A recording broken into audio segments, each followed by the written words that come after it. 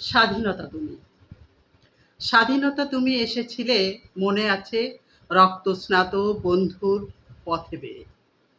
স্বাধীনতা তুমি এসেছিলে লক্ষ মায়ের বক্ষদীর্ণ আত্মত্যাগের বিনিময়ে। স্বাধীনতা তুমি আসবে বলেই অর্ধদগ্ধ শূন্য কুটিরে নির্জন আঙ্গিনায় কাক ডেকেছিল। তুমি এসেছিলে, তাই নৌকার মাঝি হাল ফেলে রেখে ঢাল তুলে নিল হাতে। তুমি ডেকেছিলে বলে বাংলার চাষি মাটি হতে উঠে রাইফেল তুলে নিল কাঁধে। স্বাধীনতা তোমার জন্য কত জনপদ বিরান হলো, ইতিহাস লেখা হলো নতুন করে, ভূগোল পাল্টে গেল। স্বাধীনতা তুমি এসেছো বলেই। বাংলার ছেলে যুদ্ধে ঝাঁপালো, মুক্তির গানে বিশ্ব কাঁপালো। শত্রুর গুলি বুক পেতে নিল, বাংলার মেয়ে শাড়ির আঁচলে চোখ মুছে ফেলে। বরাবয় দিল স্বামী সন্তানে মুক্তির গানে, কণ্ঠ মেলালো প্রাণ বাজি রেখে। ভাইকে যে তার যুদ্ধে পাঠালো, তারপর ৯ মাস শেষে ফিরে এলো তারা বিজয়ীর বেশে, হাতে নিয়ে এক লাল সবুজের গর্বিত পতাকা। চোখে ছিল তার স্বপ্ন অনেক, বুকেতে শপথ স্বদেশ গড়ার। সেই শপথে বলিয়ান হয়ে এগিয়ে চলেছি আমরা সবাই আগামীর পথ বেয়ে। বন্ধুরা, এতক্ষণ আমি যার কবিতা পাঠ করলাম, তিনি বলুন তো কে?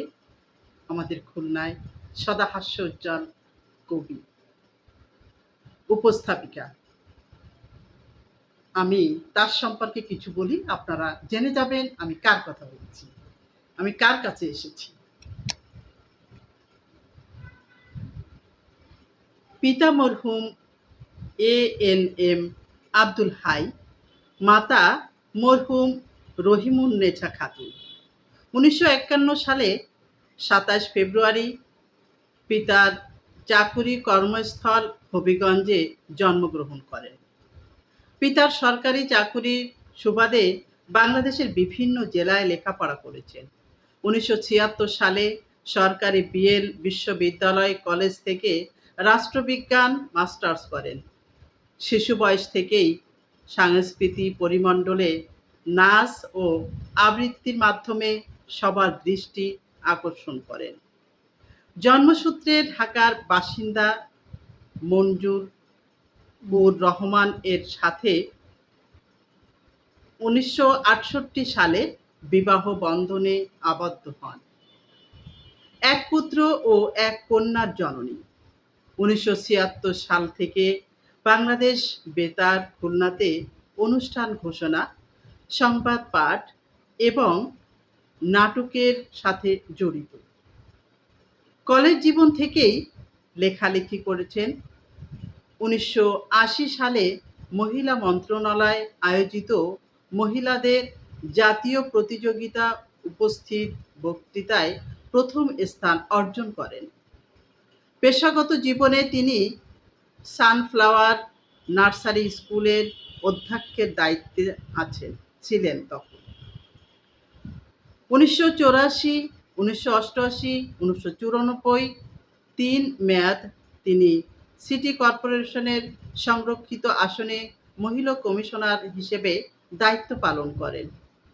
তার প্রকাশিত গ্রন্থের নাম স্মৃতির পাখিরা কথা কয়। 2005 সালে রোজি রহমানের একগুচ্ছ কবিতা 2006 এবং রোজি রহমানের আরও একগুচ্ছ কবিতা 2007। খুলনার অসংখ্য সাহিত্য ও সাংস্কৃতিক সংগঠনের সাথে যুক্ত। তিনি গাঙচিল সাহিত্য সাংস্কৃতিক পরিষদে আজীবন সদস্য। সংস্কৃতি চর্চায় আরও বিভিন্ন সাহিত্য অঙ্গন ও সমাজ সেবামূলক কাজের সাথে এতদিন জড়িত ছিলেন। সংস্কৃতি চর্চায় স্বামী মঞ্জুরুর রহমানের উৎসাহ ও অনুপ্রেরণায় তার পথ চলার পথকে সুগম করে। এই হচ্ছেন রোজি রহমান, সদা হাস্য উজ্জ্বল, বিভিন্ন অনুষ্ঠানে যার পদচারণা ছিল, বিভিন্ন সমাজ সেবা কাজে এবং বিভিন্ন কাজে। আমি চলে এসেছি রোজি আপার বাড়িতে, রোজি আপার বাসায়, রোজি আপার সাথে কথা বলতে। আপা, আসসালামু আলাইকুম। ওয়ালাইকুম আসসালাম। কেমন আছেন আপা? দেখতেই তো পাচ্ছেন কেমন আছি, মরে বেঁচে আছি।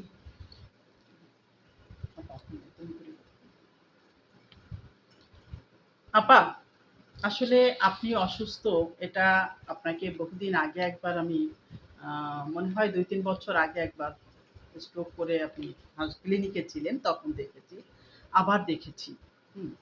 আসলে আপনি কেমন আছেন বলতে গেলেও খারাপ লাগে, লজ্জা লাগে যে আপনাকে কিভাবে বলি। আপনি লেখালেখি করেছেন আপনি লেখালেখি করেছেন এবং বিভিন্ন সংগঠনের সঙ্গে জড়িত ছিলেন। এখন আপনি একদম ঘরেই বন্দি। কতদিন আপনি এরকম অসুস্থ? ২ বছর, ২ বছর। ২৩ সাল, ২৩, ২৪, ২৫, ২৬ রানিং চলতেছে। ৪ বছর। ২৩ সাল থেকে অসুস্থ। আসলে আপার প্রতিটি লেখায় আপা, আপনি আপনার কিছু লেখা আপনার সামনে পাঠ করি, আর আপনার সাথে মাঝে মাঝে কথা বলবো। হুম?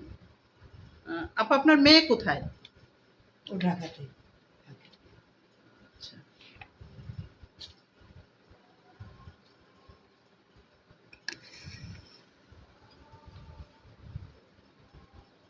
সোনালী অতীত, কলমে রোজি রহমান।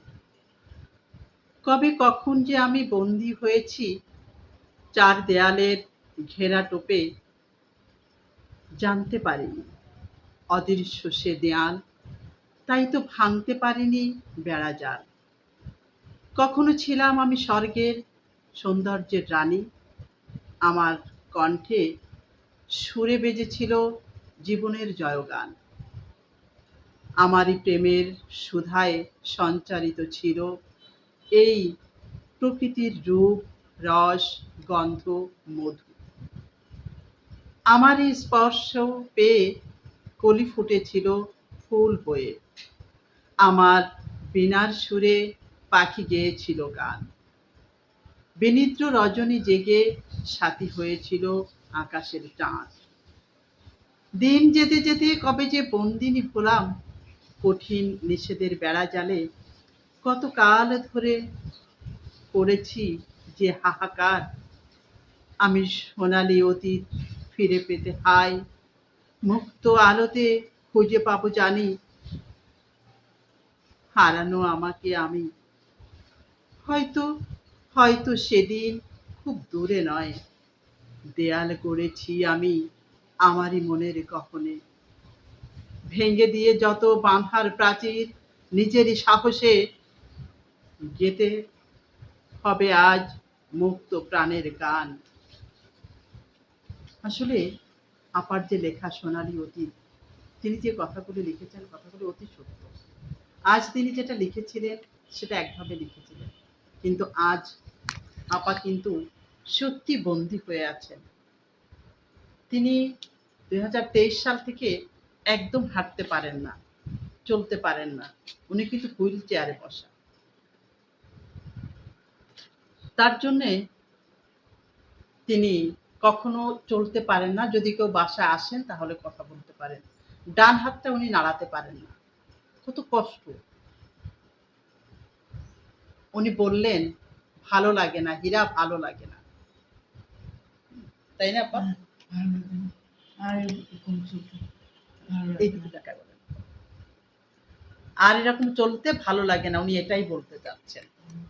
তার কারণ উনি এতটা অসুস্থ যে উনি নিজে চলতে পারেন না, নিজে যে হাঁটতে। আমার ছেলে মৃত্যুর পর হ্যাঁ, আমি অসুস্থ। আমার ছেলে আমার ছেলে মৃত্যুর পর আমি একদম অসুস্থ। বন্ধুরা, আপনারা জানেন এই কিছুদিন আগেই আপার ছেলে গত হয়েছেন। আল্লাহটাকে সাড়া দিয়ে সে চলে গেছে। তার জন্য আমরা বলবো আল্লাহ তাকে সেখানে ভালো রাখুন এবং সেখানে তাকে বেহেশত নসিব করুন। সন্তানের মায়ের বাবার কাঁধে সন্তানের লাশ যেমন, এটা কেউ মেনে নিতে পারে না। উফ, মেনে নিতে হয়, মেনে নিতে হচ্ছে। আপা ঠিকভাবে কথা বলতে পারছেন না। তবুও যে আমরা এসেছি, আপার সাথে কিছু কথা বলছি, আপার কিছু কবিতা এখানে পাঠ করছি। আজ আপার কেমন অবস্থা হয়েছে জানেন? ঠিক তার লেখার মতো একটি কবিতা। তিনি লিখেছেন যে, নিজের সঙ্গে কথা বলা। কি হলো বলো তো তোমরা? খুব কি রয়েছো ব্যস্ত তুমি? কি হলো বলো তো তোমার? খুব কি রয়েছো ব্যস্ত তুমি? খবর নেই কেন? কোথাও কোথায় আছো বলো তো? কেমন আছো তুমি? এ কদিনে একবারও কেন খোঁজোনি আমায়? মনে কি হয়নি তোমার আমার কথা? তুমি কি জানো না তোমার জন্য কত উৎকণ্ঠা আমার? তবে কেন মাঝে মাঝে এমন করো তুমি? কি আনন্দ পাও বলো তো আমাকে এমন করে কষ্ট দিয়ে? ভালোবাসো তাই তাই কি এমন করে দুঃখ দাও? আপার নিজের লেখাই নিজের মতো হয়েছে, তাই না আপা? আপনার লেখাটার মতোই তো আপনার হয়েছে। হ্যাঁ, হুম, হুম।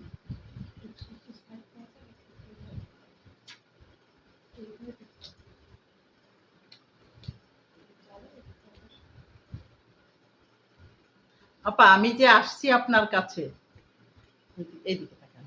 আমি যে আসছি আপনার কাছে, কেমন লাগছে আপনার আপা? ভালো লাগছে, খুব খুবই হুম? ভালো লাগছে, খুবই ভালো লাগছে। খুব ভালো লাগছে। জি, আচ্ছা। আর আপ- কবিতা আবৃত্তি করলে হুম, সেটাও খুব ভালো লাগছে। আচ্ছা, আপনার কবিতা আবৃত্তি করছি। আবৃত্তি নয় তো আপা, পাঠ। আমি আপনার আরো কিছু কবিতা পাঠ করছি। আপনি থাকবেন, আমি এখানে পাঠ করব।